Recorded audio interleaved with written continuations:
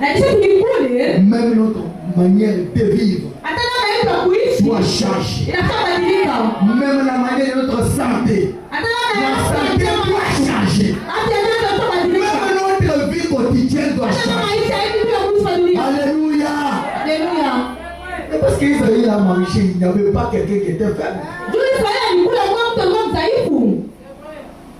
Non, on ne peut pas veiller à terre, il y a des veillards ici. Non, même les veillards étaient toujours en forme.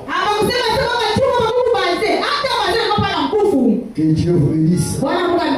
Que Dieu vous bénisse. Vraiment, notre Dieu est merveilleux. Amen. Je suis dans la brochure intitulée La communion prêchée le 12 décembre 65, paragraphe 17. Branham a dit ceci. Maintenant, nous avons seulement 3 ordonnances naturelles et divines qui nous ont été laissées. L'une d'elles, c'est la communion. L'élèvement de pied et le baptême d'eau. Amen. Les 3 ordonnances. Amen. Ce que nous faisons ici, les disciples le faisaient aussi. Même frère Branham, quand il était aussi en vie, il a fait cela. Nous le faisons aussi aujourd'hui. Pourquoi? C'est une ordonnance. Que Dieu bénisse. Je pense bien qu'un chrétien, un homme pour devenir un chrétien, il doit passer par le baptême d'eau comme un témoignage public.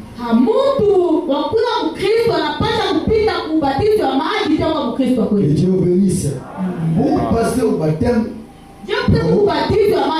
parce que quand vous passez à cela, on vous justifie. Que Dieu bénisse. Parce que le baptême, Pierre nous dit, l'eau que vous voyez ici ne purifie pas. L'eau de baptême ne purifie quelqu'un. Mais ce qui sauve l'homme, il y a un bon engagement, une bonne conscience en lui envers Dieu. C'est ce qui sauve l'homme. Tu vas aller au besoin de baptême, on te baptise, c'est normal. Mais si votre conscience n'est pas en bonne attitude avec Dieu, sache bien que tu n'es pas sauvé. Tu n'es pas né de nouveau. C'est pourquoi un chrétien, il doit prendre un engagement, une bonne conscience envers Dieu, afin que Dieu le sauve. Parce que Dieu ne regarde pas la chair, mais Dieu regarde le cœur. Maintenant, si tu as été baptisé, parce que tu es chez ton oncle, parfois tu es chez ta grande soeur, mais dans ton cœur, tu n'es pas convaincu pour être baptisé. Sache bien que tu n'as jamais été baptisé au nom de Jésus. Sache bien que tu n'es pas baptisé qu'au lavement. Il faut refaire le baptême. Amen. Parce que dans le baptême, il y a des étapes. Il y a la repentance. Dans la repentance, il y a la confession. Il y a les regrets. Il y a le rangement ou bien préparation. Et il y a la promesse. Et tu dis que je ne retournerai jamais encore de ce que j'ai fait. Je te pose la question. Pour le baptême d'eau que tu avais pris, qu'est-ce que tu avais fait comme confession?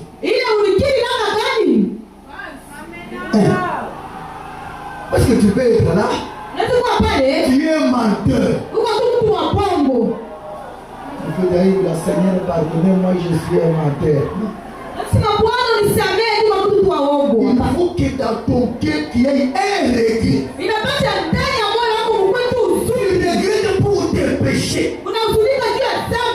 Seigneur, moi, cette vie ici, je ne sais pas comment je vis. Mais délivre-moi. Je suis un menteur. Je suis un adultère. Je suis un sorcier. Est-ce que tu peux dire amen? Écoutez, dans la confession, il y a des étapes. Membre, il y a le mensonge. Oh, l'adultère. Tu dois confesser devant ton Dieu. Si tu as la sorcellerie, tu as la magie, tu as des fétiches, là tu dois confesser. Tu viens, mon pasteur, je suis un sorcier. J'ai déjà ouvert pour d'autant de gens. J'ai sacrifié ça et ça. Je suis un féticheur. Regarde ce que j'ai. Tu dois. Ce n'est pas un baptême là. Tu as la sorcellerie en toi. Tu as la magie. Parce qu'aujourd'hui la magie ce n'est pas quelque chose qu'on peut dire non, il faut que quelqu'un soit toujours ou bien bizarre ou bien qu'il soit. Non, ça peut être même une fille comme ça, elle peut avoir la magie.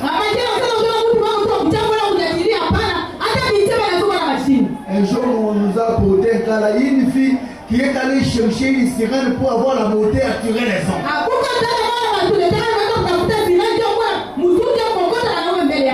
On a dit non, qu'elle puisse confesser. La fille n'a pas confessé, on l'a enterrée. Oui,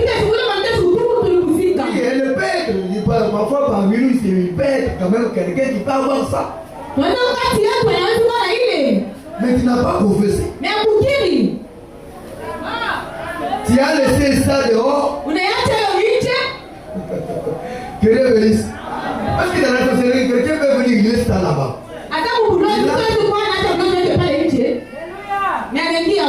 C'est fini, il est chrétien. Quand il sort, il est sorcier. Que Dieu bénisse. Parce que dans l'église, il y a 3 cas de sorciers. Je ne vais pas le parler. Écoutez, il y a 3 cas. C'est-à-dire camp. C'est-à-dire les clans. Il y a la sorcellerie des enfants, des femmes et des hommes. Vous pouvez avoir des enfants, on peut dire, c'est la révélation, on peut dire non, aujourd'hui on donne l'arme aux enfants. Pour tuer le pasteur. Tu peux voir un enfant avec un jet.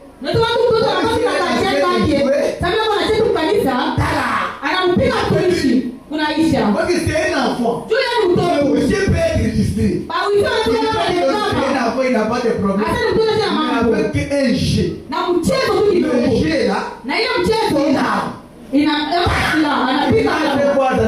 Un chrétien doit être un fils de Dieu là.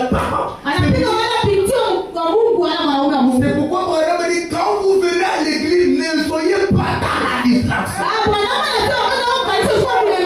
Soyez connéctables de votre Dieu. Parce que là où les enfants de Dieu se trouvent, les enfants du diable sont là. Abraham a dit, ce n'est pas tout le monde qui seront sauvés. Alléluia. Il y a déjà prédestinés à être en enfer. Alléluia. C'est pourquoi tu veux venir à l'église. Tu veux bien. Tu dois être à la maison malade. Tu es ici. Que Dieu bénisse. Maintenant, il peut avoir des enfants, même parce qu'il y a des chefs et des cheftaines ici. Même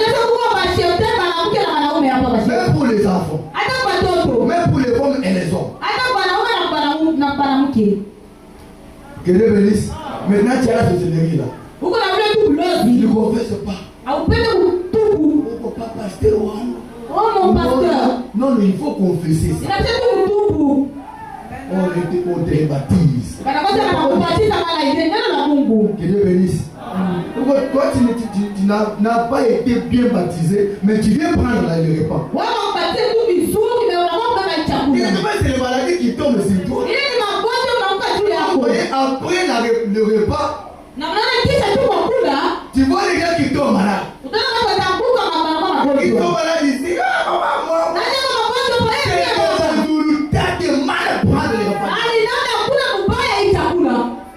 Que Dieu bénisse. C'est la vérité. C'est pourquoi on oblige le baptême d'eau. Pour que vos péchés soient pardonnés. Laisse-moi vous dire une chose. Quand Dieu te pardonne, si tu as bien confessé tes péchés, il te justifie. C'est-à-dire, tu as péché, tu as pardonné, il te justifie. Quel justifie cela? C'est comme un enfant qui court vers parfois son papa. Il est allé derrière. Papa, je vais frapper cet enfant. Papa dit, c'est un enfant. Il ne connaît pas ce qu'il fait. Ce qu'il fait là, c'est la justification. C'est pourquoi quelqu'un peut te regarder. Tu te sers ici. Si c'est une épite, mais Dieu dit, c'est toi qui dis qu'il est épite. Mais pour moi, c'est ma vie. Tu vois, c'est toi, c'est péché, c'est un volet. Mais Dieu du ciel dit, c'est mon fils, c'est ma fille. C'est ça la justification. Même nous, on dit qu'il a tué. Oui. Mais je lui ai déjà pardonné. Je le justifie. Comment? Je suis mort pour lui. Regardez un peu la vision de Daniel Kiri. Daniel Kiri, tu as volé, tu as menti, oui. Mais il est plus souvent sorti. C'est ça la justification. Père, prends tout ce qu'il a fait. Mets-le dans mon corps. C'est ça. Maintenant, si il n'a pas bien confessé, c'est difficile de prendre tes péchés et mettre dans son corps.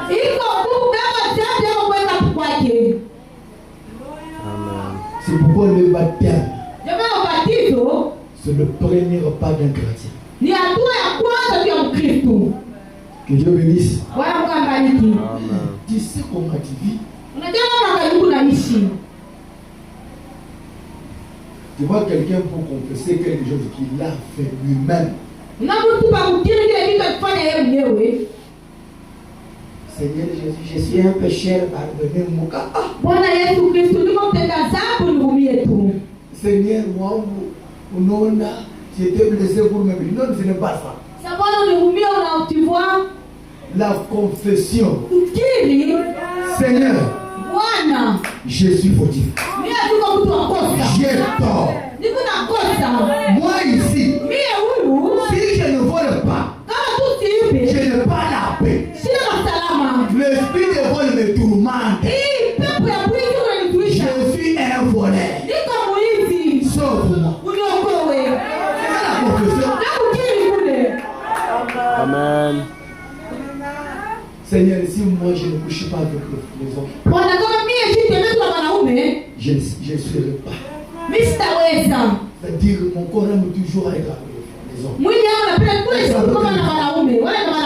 Aujourd'hui, je regrette pour mes péchés. Cette vie, je le marre. Seigneur, oh Dieu, qui nous met le monde dans la là, je vois te sauver. Mais toi, tu es là, Seigneur. Quand tu dis ça, il faut me dire. C'est que tu fais dans la vie ici. Chaque acte a sa photo. Chaque rendez-vous a sa photo. La vérité, c'est la C'est-à-dire, Quand tu dis Seigneur, je suis tel. Asema Bwana niko fulani. La photo là. Ile picha inashuka.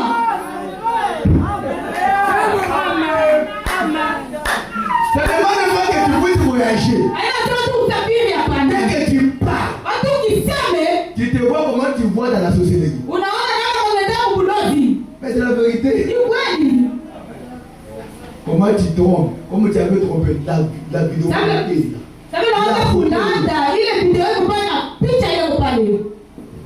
Parce que quelqu'un peut te toucher comme ça. S'il a l'air. Toi-même, même si tu es dans la douche, toi seul. Même si tu es dans la chambre. Quelque image là vient en toi. Il va sentir. Il ne parle dans l'esprit de confession. Tout ce que tu as fait dans la vie, ça y est en vous là. Parce que dans l'âme d'une personne, il y a l'essence qu'on appelle la mémoire. Regardez-nous à sa mémoire. Si tu fermes les yeux, tu connais comment tu as volé. Tu connais comment tu es allé. Tromper tes parents. Comment tu as fait Kinumba. Comment tu parles de la sorcellerie. Comment tu as la magie. Dès que tu fermes les yeux, de la même manière que tu vois, c'est la même manière que tu vas confesser. Amen. Amen. C'est la vérité.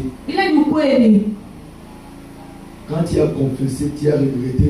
Si tu avais volé le téléphone de quelqu'un, allez lui dire, bien-aimé, j'avais volé ton téléphone. C'est jour-là dans l'église, soit ici à la maison. Je suis venu réparer ça. Je n'ai pas encore le téléphone là, je vais voir, soit je vais perdu ça. Pardonnez-moi, c'est arrangé.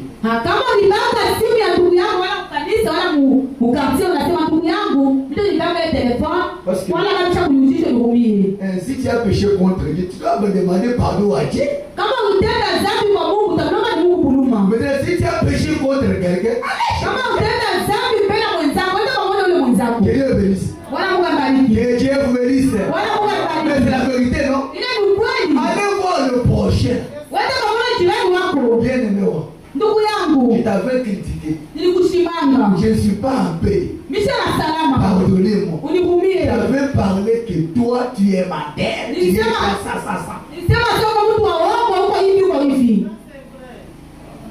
Et tu dois venir maintenant dire Seigneur, comme j'ai confessé, j'ai regretté, j'ai rangé, je te promets maintenant la fidélité.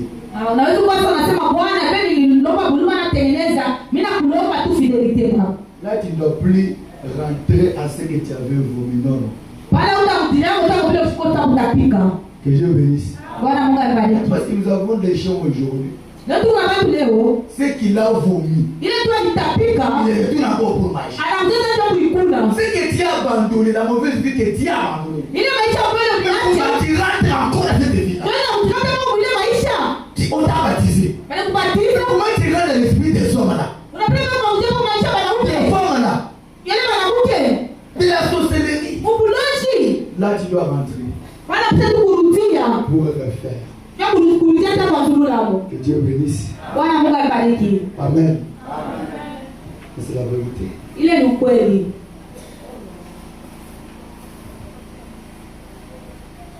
Amen, amen. Et pour reprendre le pas que tu sois baptisé dans l'eau. Il faut être rempli du Saint-Esprit. Amen. Je vais lire ça dans question-réponse. Prêcher le 28 juin 59. Amen. Vous êtes là?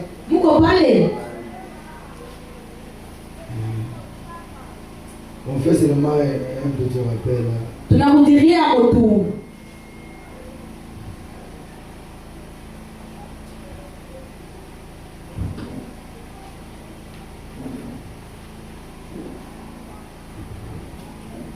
Ok, nous sommes là. Tuko pale. 61. 61. Vous voyez là? Unaona kule? Voilà. On revient aux chrétiens qui veulent prendre la communion sans être en Christ. Tunarudia pale kwa Kristo na tena kwenda kushirikiana bila kuwa Mkristo. Sans communier par l'esprit. Bila kushiriki kiroho. Il n'est pas dit de la prendre. Yesu stahili kuibeba. Si tu n'as pas le Saint-Esprit, Kama tu una Roho Mtakatifu, tu n'es pas digne de prendre le repas. wewe ustahili kubeba hii chakula cha Bwana. Que Dieu bénisse. Bwana Mungu abariki. Que Dieu bénisse. Bwana Mungu abariki. Et alors, quand il prend cette communion, Watu wanabeba tu hii communion, il mange wanaikula, et boit un jugement contre lui. wanakunywa hukumu kwa wenyewe. S'il est là à fumer, Pale kama pale, à mentir, eko na landa, à voler, kuiba, à commettre adultère, kufanya tu uchaguzi, ou quelque chose comme ça, wala vitu vingine kama vile, ou qui ne mène pas la vie d'un chrétien, kama tu asiishi maisha ya Mkristo, les gens voient le genre de vie qu'il mène. watu wao maisha na ishaka, Parce que vous connaissez quand même. mshakujua tu pale Mungu. Que Dieu bénisse. C'est-à-dire que mon ami ici ne vit pas là-bas. Unajua sasa ndugu yangu asishake neno. Que Dieu bénisse. C'est comme s'il y a d'autres personnes qui sont dehors. Hein. Sasa kwa tuletele hapo nje, Je vois des chaises ici. ninaona viti viko wazi. Mais l'essentiel c'est de monter ici. C'est un petit rappel. Ili kurudilia hapo tu. Que Dieu bénisse. Bwana Mungu abariki. Que tu peux étudier dans le voler, faire ceci, tout ça, comme fait Mané dans le numéro. Uko na hii pamoja na vitu vyote nisema ndugu bwana anataka kusema. Puis il vient participer à cette ordonnance Na banakuya pia na participer kwa ordonnance. qui invoque la mort. Ile unaita tu lufu. Le corps de Christ Hii mwili ya Kristo reçoit en lui un symbole qui abstrait qu'il a reçu Christ. ile inaonyesha kama yeye alipokea tu Kristo. La parole Hii Kristo neno dans son cœur. ndani tu ya moyo wake. Recevoir en lui ces symboles. Kupokea tu hii alama. Après avoir fait ces choses, Kisha tu kufanya hivi vitu il dit anasema qu'il mange bila ikula et boire un jugement contre lui-même. anakunywa hukumu kwake mwenyewe. Parce qu'il ne discerne pas le corps du Christ. Jua asichunguze mwili wa Kristo. Que Dieu bénisse. Bwana Mungu abariki. Il faut discerner d'abord le corps du Seigneur. Na kisha kuchunguza mbele mwili wa Kristo. Amen. Est-ce que tu es dans le corps là ou pas? Ese uko ndani ya ile mwili wala hapana? Ce n'est pas quelque chose que tu peux prendre aussi pour par enthousiasme, non. Hawezi tu kuikula mkifurafura tu hapana. Un chrétien, un homme, Mkristo wala mtu ce qu'il doit chercher premièrement dans sa vie, inapaswa kutafuta kwanza maisha yake. c'est le baptême du Saint-Esprit dans son âme. Ni ubatizo wa Roho Mtakatifu ndani ya Parce nafsi que yake. le Saint-Esprit, Roho Mtakatifu c'est Dieu lui-même dans une personne. ni Mungu yeye mwenyewe ndani ya mtu. Le Saint-Esprit, Roho Mtakatifu la Bible dit que c'est la divinité de Dieu dans l'homme. hapa anasema ni Mungu Et ndani ya sans le Saint-Esprit, bila Roho tu Mtakatifu ne verras jamais la gloire de Dieu. hawezi kuona utukufu ya Mungu. Jésus a dit, Yesu alisema, premièrement, cherchez le royaume de Dieu et sa justice. asa tafute mbele ya royaume ya Mungu pia na watu Est-ce yake. que tu cherches dans ta vie le royaume de Dieu dans ton cœur? Atafuta mbele ufalme wa Mungu ndani ya moyo wako. Esaïe dit, Isaya anasema, cherchez l'éternel pendant qu'il se trouve. amtafuta wa milele wakati unaonekana. Amen. Le Saint-Esprit, c'est le ticket du voyage pour aller au ciel. Saint-Esprit ni tiketi ya safari ya kumbingu. Maintenant, Kwa sasa, sans le Saint-Esprit, bila tu Roho Mtakatifu, tu n'as pas droit à manger ça. haustahili kukula. Que Dieu bénisse. Bwana Mungu abariki. Que Dieu vous bénisse. Bwana Mungu abariki. Amen. Amen. Mais c'est normal, non? Ni vizuri, ni vya kweli. Que Dieu bénisse. Bwana Mungu abariki. Réveille le ciel qui dort. Mnamshika badala leo nalala.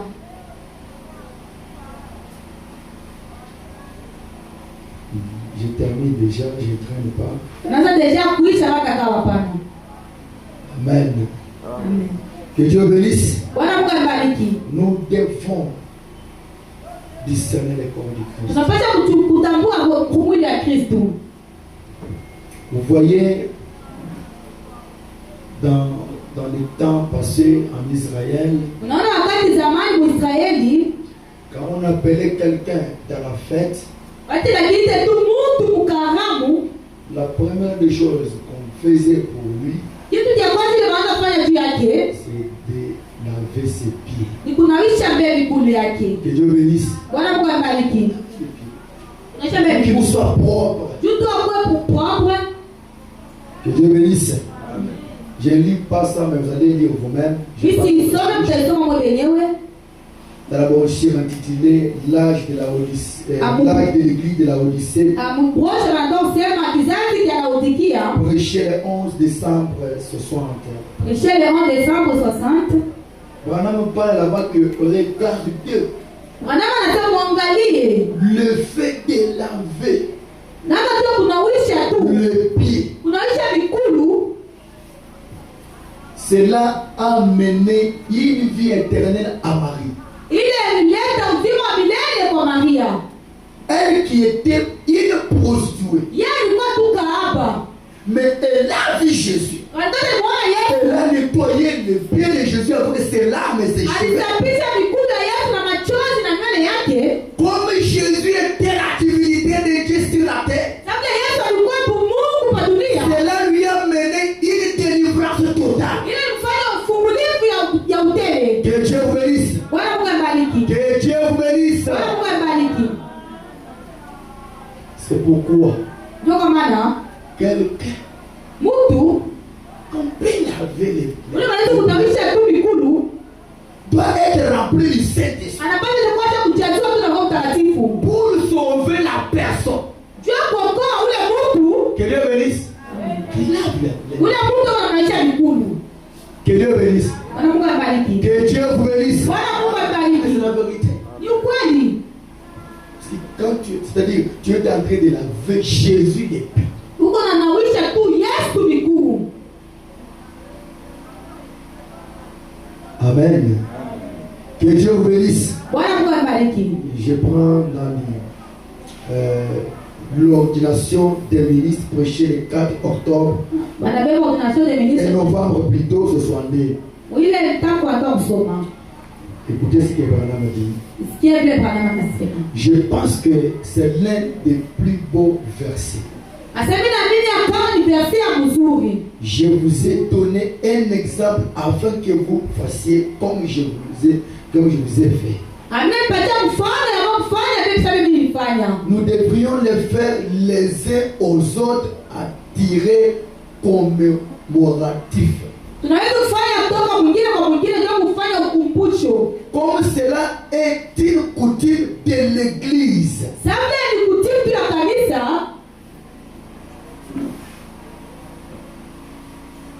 Amen. Amen. Voilà, m'a dit ceci. Et de ce groupe déjà rassemblés depuis que nous avons commencé. Et avant que ce tabernacle ne soit construit. Lorsque nous n'étions qu'en réunion de prière dans des maisons, nous pratiquons le lavage des pieds. Que nos sœurs aillent dans la pièce au fond et que nos frères aillent aussi dans la pièce à droite. Et nous accomplirons le lavage des pieds. S'il y a des étrangers parmi nous ce soir, nous ne pouvons que nous réjouir d'être avec vous pour communier dans ces ordonnances de Dieu. Que Dieu vous bénisse. Nous allons maintenant faire une étape là pour nous laver les pieds dans l'amour. Que Dieu bénisse.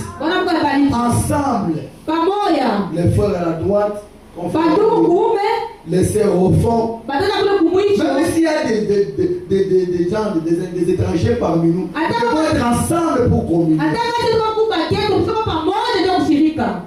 Que Dieu vous bénisse. Que Dieu vous bénisse.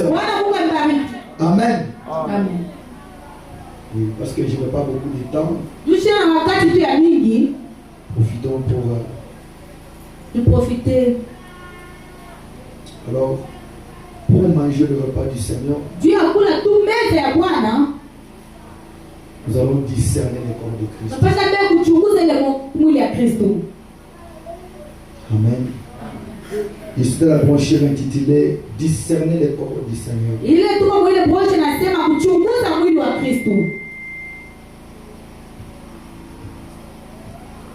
Je prends d'abord le paragraphe 30.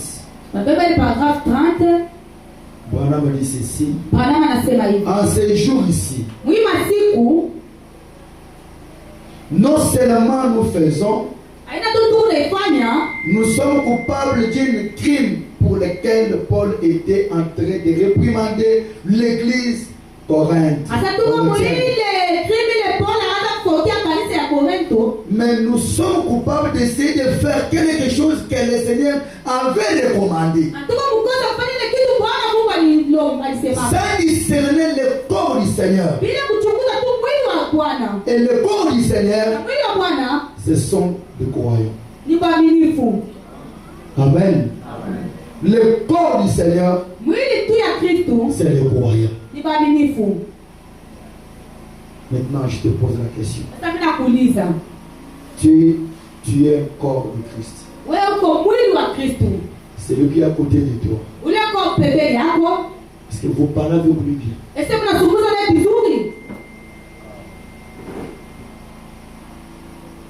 Même celui que vous travaillez ensemble, soit dans la musique, soit dans le musée, soit dans le mystère, est-ce que vous êtes en bon terme avec lui?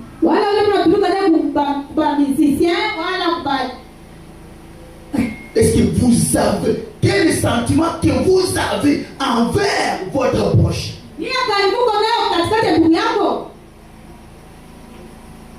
Que Dieu bénisse. Parce que tu ne peux pas manger le corps du Seigneur sans que tu vas connaître, discerner ce qui est le corps du Seigneur. Est-ce que tu es en communion avec ton frère et ta sœur?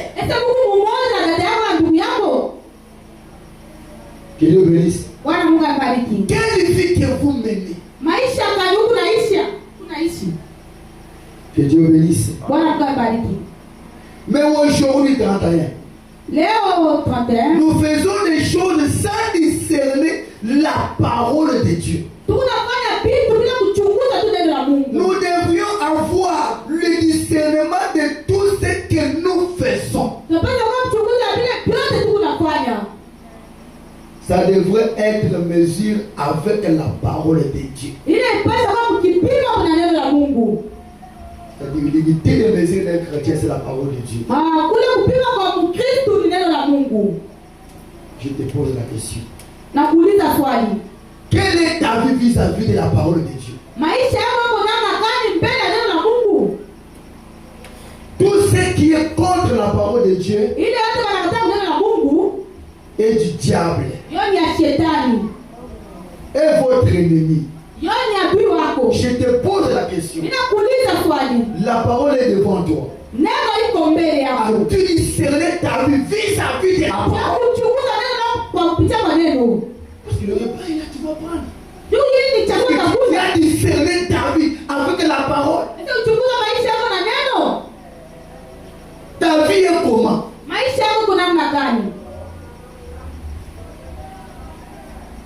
Tu sais comment tu boudes les gens ici? C'est le corps de Christ.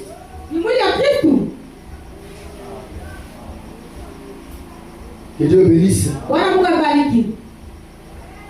Ton prochain, tu n'as pas d'amour envers lui. Maintenant, tu veux t'approcher à la parole de Dieu. D'abord dans ta famille, tu n'as pas une bonne harmonie avec tes frères.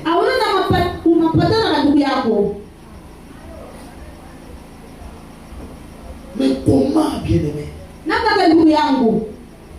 Tu peux prendre le repas du Seigneur sans discerner le corps du Seigneur. Nous agissons sans discerner ce qui est la parole de Dieu. Ce qui est la parole de Dieu dit pour nous de vivre.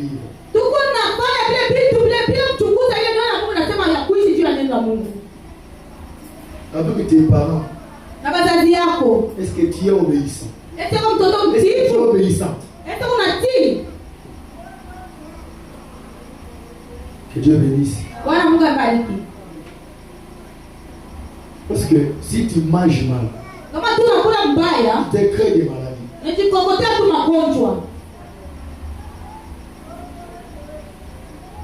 Comme une sœur,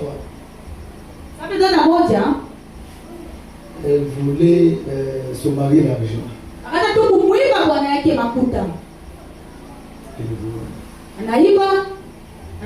On parle, on prêche comme ça. Ah, il va prendre l'élevage.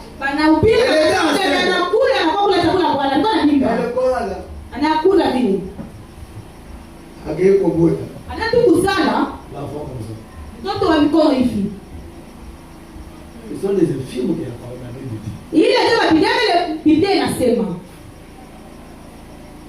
Parce qu'il voulait. Mon mari, sans toutefois le demander, mon mari, j'ai besoin de l'argent. Il y a des fois comme ça. Tu prends l'argent sans toutefois demander. La femme dépend de l'homme. Que Dieu bénisse. Mais c'est la vérité. Est-ce que tu as arrangé ça? Même toi aussi. L'homme. Ce que tu fais. Est-ce que normalement? Maintenant, le repas. Tu vas manger comment? La Bible dit si votre cœur vous condamne. Que Dieu bénisse. C'est la vérité. Parce que les enfants d'Israël ont mangé. Ils étaient même pensés, même sentiments. Pour aller dans un voyage. Même nous aussi. Dans cette église. Nous devons être unis. Pour manger. Parce que nous faisons un chemin. Que nous soyons forts. Que Dieu nous bénisse. Que Dieu nous garde. Que Dieu nous protège. C'est ça. Le moment tu manges comme ça, tu rentres à la maison. Oh maman, je ne me sens pas bien. Maman, non. Nous devons discerner le corps. C'est ta sœur qui est à côté de toi. C'est ton frère là. Tu connais comment tu l'as critiqué? Tu as parlé mal de lui. Tu as parlé mal même du pasteur. Tu as parlé mal du chambre. Tu connais comment tu boudes le huissier. Regarde pas. Assieds-toi, ma soeur. Tu es en train de la dédaigner. Tu es en train de dédaigner le corps de Christ. Que Dieu bénisse. Nous voulons que quand nous allons prendre, que nous puissions avoir la force, la foi. Peu importe ce qui peut arriver, mais que nous soyons toujours forts dans ces chemins.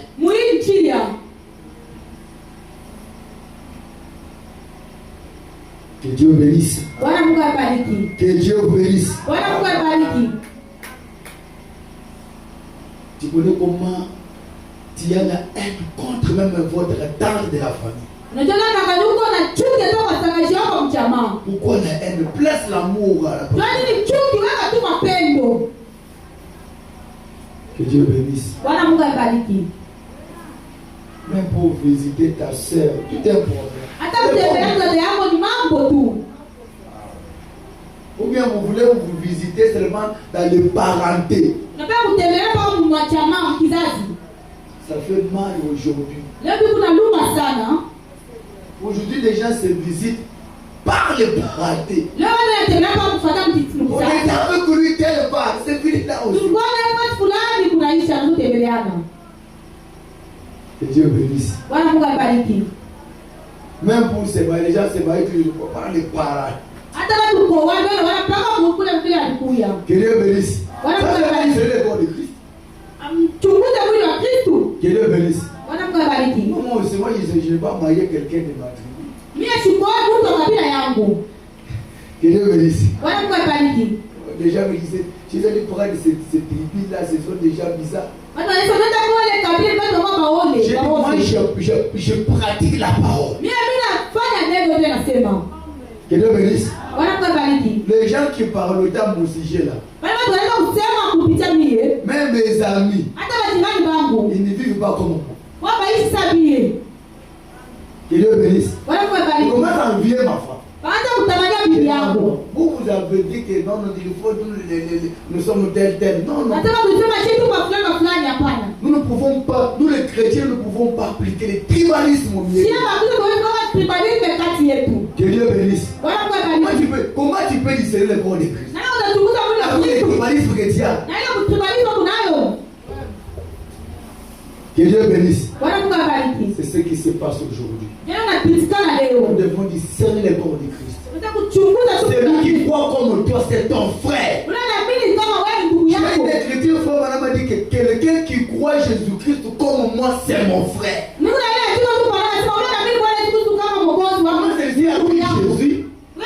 j'ai pris Jésus. Moi, je comprends pourquoi. On ne se parle pas. Quand quelqu'un est chez toi, tu n'es pas content. Que Dieu bénisse. Nous devons être unis. Que Dieu bénisse. Discernez celui qui est à côté de toi. Aimez-vous. Pour ce soir, que mon Dieu bénisse.